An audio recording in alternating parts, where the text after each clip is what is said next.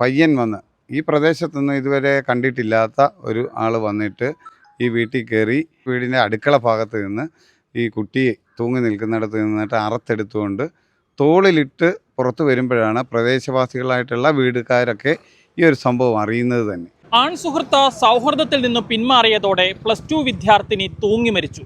പത്തനംതിട്ട തിരുവല്ലയിലാണ് ഇന്നലെ ഉച്ചയോടെ നാടിനെ നടുക്കിയ ഈ സംഭവം ഉണ്ടായത്. തിരുവല്ല കാവുംഭാഗം സ്വദേശികളായ രമേശൻ അമ്പിളി ദമ്പതികളുടെ മകൾ അപർണ രമേശ് എന്ന 17 വയസ്സുകാരിയാണ് വീട്ടിലെ അടുക്കളയിൽ തൂങ്ങി മരിച്ചത്. ഈ സംഭവത്തെക്കുറിച്ച് പോലീസ് പറയുന്നത് ഇങ്ങനെയാണ്. +2 മോഡൽ പരീക്ഷ കഴിഞ്ഞിറങ്ങിയ അപർണയെ കാണാൻ ആൺസുഹൃത്തായ 21 വയസ്സുകാരൻ എത്തുന്നു. താൻ സൗഹൃദത്തിൽ നിന്ന് പിന്മാറുകയാണ് എന്ന് യുവാവ് അറിയിച്ചതിന് പിന്നാലെ നടുറോഡിൽ വെച്ച ഇരുവരും തമ്മിൽ തർക്കമുണ്ടാകുന്നു. ഇതിനു പിന്നാലെ യുവാവ് വാങ്ങി നൽകിയ മൊബൈൽ ഫോൺ എറിഞ്ഞു പൊട്ടിച്ചതിന് ശേഷം ഈ പെൺകുട്ടി വീട്ടിലേക്ക് ഓടുകയായിരുന്നു. വീട്ടിലെത്തിയതിനു ശേഷം താൻ ജീവനൊടുക്കാൻ പോകുന്നുവെന്ന് യുവാവിനെ ഫോണിൽ വിളിച്ചറിയിച്ചു. ഈ സമയം പെൺകുട്ടിയുടെ മുത്തശ്ശി മാത്രമാണ് വീട്ടിലുണ്ടായിരുന്നത്. പിന്നാലെ അടുക്കളയിലെ കഴിക്കോലിൽ പെൺകുട്ടി ഷോൾ ഉപയോഗിച്ച് തൂങ്ങുകയായിരുന്നു. നിമിഷങ്ങൾക്കകം തന്നെ ഈ വീട്ടിലേക്ക് എത്തിയ പെൺകുട്ടിയുടെ ആൺസുഹൃത്താണ് ഈ കെട്ടഴിച്ച പെൺകുട്ടിയെ തോളിലിട്ടുകൊണ്ട് പുറത്തേക്ക് ഓടുന്നത്.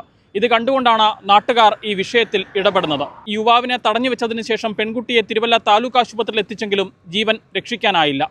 പത്തനംതിട്ട വായ്പൂര് സ്വദേശിയായിട്ടുള്ള ജവാദ് എന്ന 21 വയസ്സുകാരൻ ഇപ്പോൾ പോലീസിന്റെ കസ്റ്റഡിയിലാണ്. ഞാൻ ശ്രീനിവാസ് പുറയാറ്റ്, മുൻ കൗൺസിലറാണ് തിരുവല്ല നഗരസഭ. ഇന്നലെ ഉച്ചയോടുകൂടി നമ്മുടെ വീടിൻ്റെ അടുത്ത് നിന്നൊരു കോൾ വരികയാണ്. ഒരു കുട്ടി ഇതുപോലെ സൂയിസൈഡ് ചെയ്ത് നിൽക്കുന്നു. അത് അങ്ങനെ ഞാൻ പെട്ടെന്ന് അവിടെ എത്തുകയാണ്. അവിടെ എത്തുമ്പോൾ ഏകദേശം ഒരു 2:30-3 മണിയോട് കൂടിയാണ്.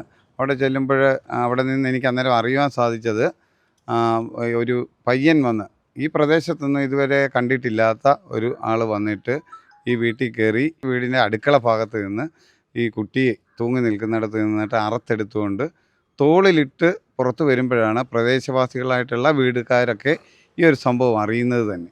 അപ്പം അങ്ങനെയാണ് ആ നാട്ടുകാരെല്ലാം കൂടുകയും അവരെല്ലാവരും കൂടെ കൂടി ഈ പയ്യനെ അവിടെ തടഞ്ഞു വെച്ച ഹോസ്പിറ്റലിൽ എത്തിക്കുകയൊക്കെ ചെയ്യുന്നത്. നമ്മൾ ഇവിടെ അറിഞ്ഞ ഒരു വിവരം വെച്ച് പറയുകയാണെങ്കിൽ ഇന്നലെ ഈ കുട്ടി സ്കൂളിൽ എക്സാമിനേഷൻ കഴിഞ്ഞിട്ട് +2ൻ്റെ എക്സാം കഴിഞ്ഞിട്ട് വരുമ്പോൾ ഞങ്ങളുടെ കാവുംഭാഗം എന്ന് പറയുന്ന സ്ഥലത്ത് വെച്ച് ഈ കുട്ടിയുമായിട്ട് തർക്കമുണ്ടാകുകയും മൊബൈൽ ഫോണ് എറിഞ്ഞു പൊട്ടിക്കുകയൊക്കെ ചെയ്തതായിട്ടുള്ള വിവരങ്ങൾ അറിയാൻ സാധിച്ചിട്ടുണ്ട്. അത് പോലീസിൻ്റെ ഭാഗത്ത് നിന്ന് കൂടുതൽ അന്വേഷണം നടത്തുമ്പോഴേ അതിൻ്റെ കൃത്യമായിട്ട് അറിയത്തുള്ളൂ. എന്നാലും എറിഞ്ഞു പൊട്ടിച്ച ഒരു മൊബൈൽ ഫോണൊക്കെ ഞങ്ങൾക്ക് പയ്യൻ്റെ വാഹനത്തിനകത്ത് നിന്ന് തന്നെ ലഭിച്ചിട്ടുണ്ട്. ഫോണ് എറിഞ്ഞു പൊട്ടിച്ചതിന് ശേഷം ഇവർ തമ്മിൽ തർക്കമുണ്ടായതിന് ശേഷം ഈ പെൺകുട്ടി വീട്ടിൽ പോവുകയാണ്. കരഞ്ഞ് പോകുന്നതായിട്ടൊക്കെയാണ് പല ആൾക്കാരും പറയുന്നത്. എന്തായാലും വീട്ടിൽ വന്നു. അതിന് ശേഷം ഈ പയ്യനെ വിളിച്ച് പറഞ്ഞു എന്ന് പറയുന്നു. എന്നിട്ടാണ് ഈ കുട്ടി സൂയിസൈഡ് ചെയ്തത്. എന്തായാലും അന്നേരമാണ് ഈ പയ്യൻ വീട്ടിൽ ഓടി വന്നതും ഇത് അറുത്തതിന് ശേഷം തോളിൽ ഇട്ട് വെളിയിലിറങ്ങുമ്പോഴാണ് അവിടുത്തെ തൊട്ട് സമീപത്തുള്ള വീട്ടുകാരൊക്കെ വിവരം അറിയുന്നതും കാണുന്നതും. ഈ യുവാവിനെ നമുക്ക് യാതൊരു മുൻപരിചയമില്ല. ഈ യുവാവിനെ ഞങ്ങളാരും കണ്ടിട്ടില്ല. ഞങ്ങളൊക്കെ ആദ്യമായിട്ട് കാണുകയാണ്. ഇതിനു മുമ്പ് പരിചയമൊന്നുമില്ല. സൗഹൃദത്തിലായിരുന്നു എന്നൊക്കെ ഉള്ളത് ഇപ്പോഴാണ് വിവരങ്ങളൊക്കെ അറിയുന്നത്. മറ്റേ കൂട്ടുകാരും ഒക്കെ ഇങ്ങനെ പലരും പറയുന്നുണ്ട് അടുപ്പം ഉണ്ടായിരുന്നു എന്നുള്ളത്.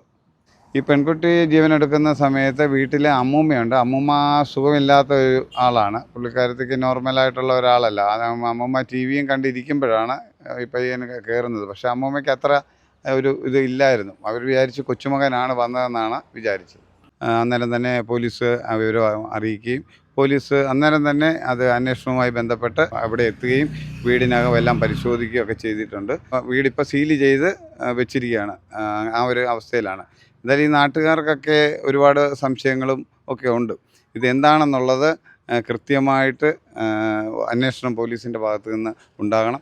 ഇതുവരെയുള്ള പോലീസിൻ്റെ അന്വേഷണ ഭാഗങ്ങളിൽ ഞങ്ങൾ തൃപ്തരാണ്. ആ ഒരു അന്വേഷണം പുരോഗമിച്ച് ഇതിൻ്റെ ഈ പെൺകുട്ടി എന്തുകൊണ്ടാണ് മരിക്കാനുണ്ടായ, ആരുടെയും പ്രലോഭനത്താലാണോ മരിക്കാനുണ്ടായത് എന്നുള്ളത് കൃത്യമായിട്ട് അറിയണമെന്നുള്ള ഞങ്ങൾക്ക് എല്ലാവർക്കും ഉണ്ട്. അതിൻ്റെ നിജസ്ഥിതി അറിയുക എന്ന് മാത്രമേ ഉള്ളൂ. പെൺകുട്ടിയുടെ പോസ്റ്റ്മോർട്ടത്തിന് ശേഷം ആവശ്യമെങ്കിൽ ഗുരുതരമായ വകുപ്പുകൾ യുവാവിനെതിരെ ചുമത്തുമെന്നുള്ളതാണ് തിരുവല്ല പോലീസ് അറിയിക്കുന്നത്. വായ്പൂര് സ്വദേശിയായിട്ടുള്ള ജവാദ് എന്ന 21 വയസ്സുകാരൻ ഇപ്പോഴും തിരുവല്ല പോലീസിന്റെ കസ്റ്റഡിയിലാണ്. പത്തനംതിട്ട തിരുവല്ലയിൽ നിന്നും ക്യാമറാമാൻ അരുൺ മലയിലിനൊപ്പം Rahul Irumbukuzhi, focus news TV.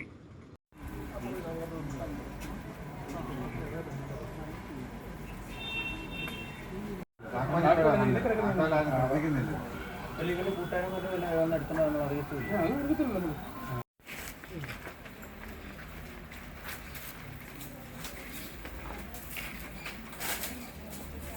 ഞാൻ പറഞ്ഞു പഴുത്തില്ല.